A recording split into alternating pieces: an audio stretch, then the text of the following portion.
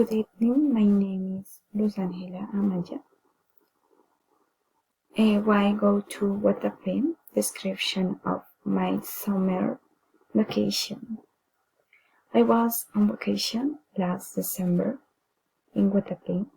It is a small town with a very colorful architecture and surrounded by water.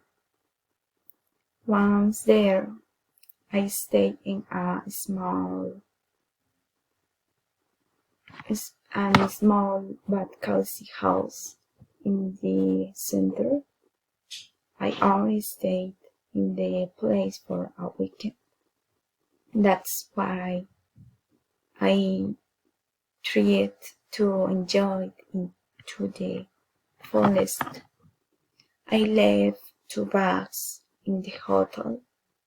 Then I went to eat the best bandeja paisa. Also, I opened La Piedra Peñol. I traveled to Guatapé by plane to Medellin, and from there I took a bus with my family. Also, the weather was always nice. It's a summer place. And for this trip, the clothes I wore were skirts and shirts and shorts.